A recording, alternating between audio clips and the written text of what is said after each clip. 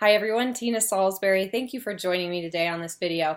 I am an independent fitness coach and I am the founder of Team Core Power, which is a group of independent fitness coaches that are working together to help change lives daily and to help promote fitness and get people involved in working on a healthier lifestyle.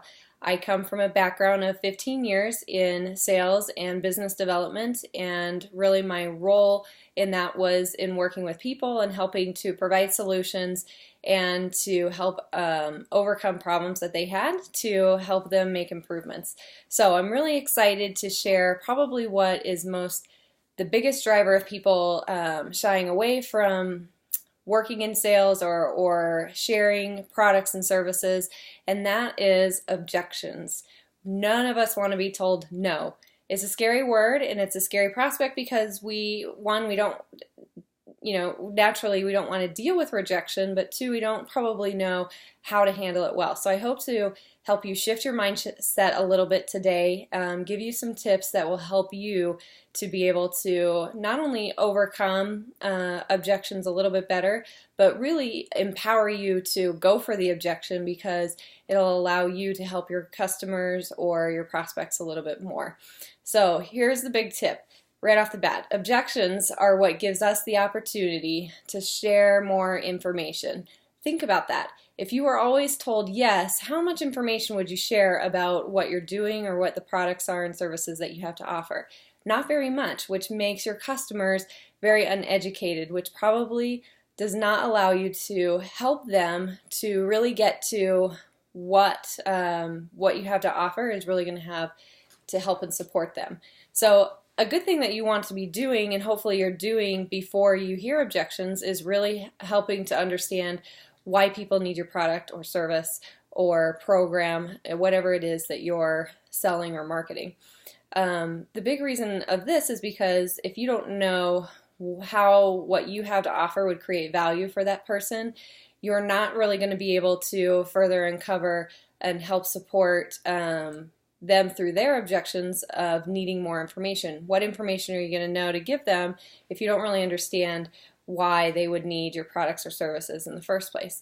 So once you know this and you've talked to them about your product and let's say you hear the word no, what that objection allows you to do is then to help you further align with what you have to offer to match their need or match their why and the purpose behind how you can help them with this product or service. So I'm going to show you today how that works.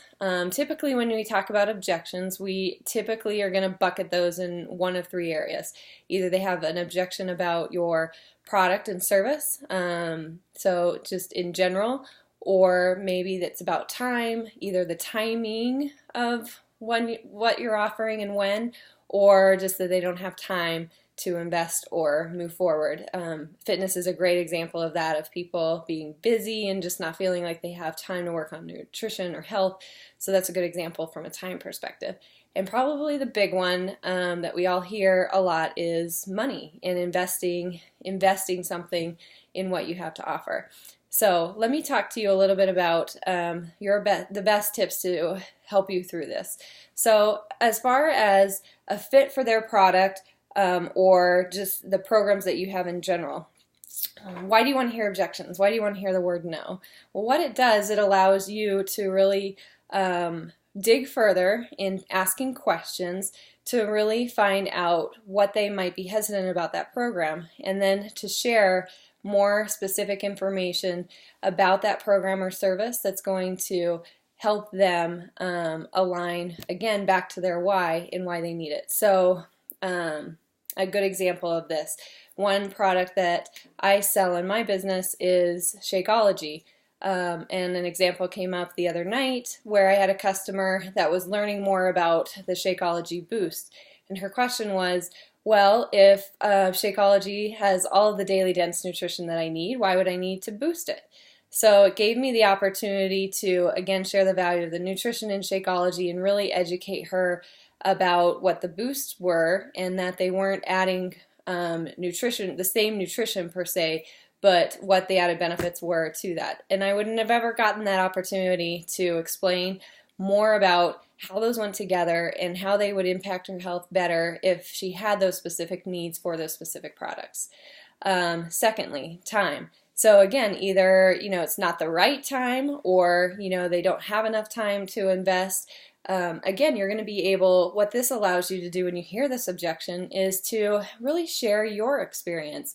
Maybe you went through a similar situation, or you had another customer or client who had felt the same way or went through that same need. And it'll allow you to share stories of how, and testimonials of how this has helped other people in the same way to overcome the things that they're battling too. The same thing with money. As you're talking about money, it can allow you to share your experience. So maybe they think the product is too expensive.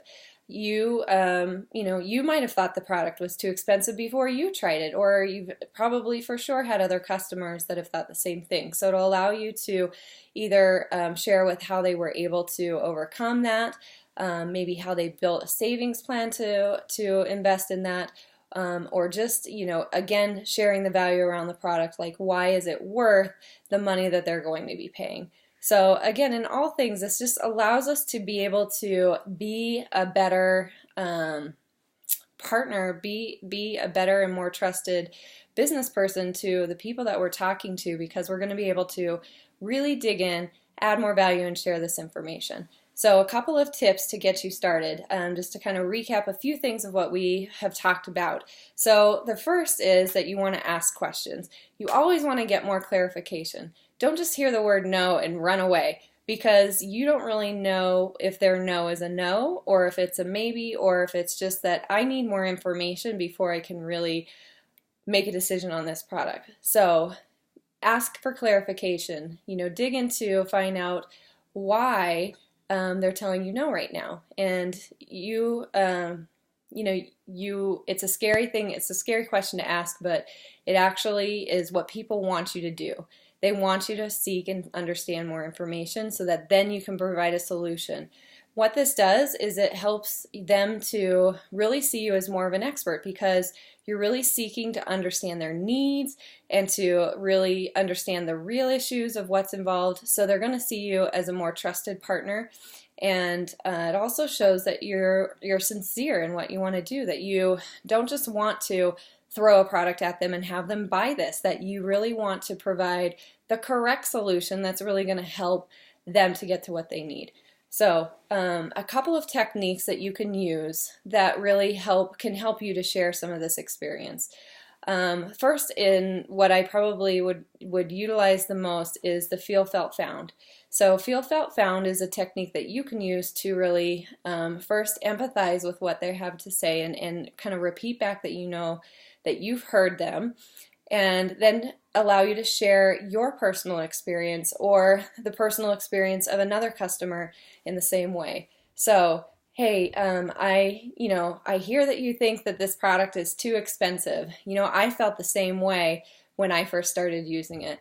But what I found was that by implementing this into my food budget, I'm actually saving money, because I don't have to stop and get McDonald's, or I'm not going to Starbucks as much, which is saving me actually about $2 a meal above what I was doing before every day. Maybe that could be a solution that would work for you, right? So something similar to that, and again, make it pertinent to your product and what you need. So the second one is, I don't know, all I know is. So again, this kind of takes off some pressure of you thinking that you have to know everything, that you have to have experienced all of their solutions. So, but it also can help you to express your conviction and your passion about your product. So, hey, I don't know about that, but all I know is if I needed to do blank, this is what could help me to do it, and this is why I would invest in this product, right? So you can really assimilate that back to exactly understanding how they're feeling and really speaking with conviction about the things that you know and the reasons why you believe in your product and service. So I hope this has been helpful. I'd love to hear your additional questions and provide you maybe with some additional information do some role plays to help really understand objections and how we can really get better at them. But the bottom line is, continue to be a detective of your own product. The more that you know, the more information and experience that you have with what you're trying to help share with other people, the better position you'll feel to be convicted about that product and to really know how it works from a personal testimonial standpoint. But you'll also be able to speak with confidence, to answer questions, and to feel like you want them to tell you no so that you can tell them more information. So have a great day, go for no, and I'd love to hear your feedback in the comments.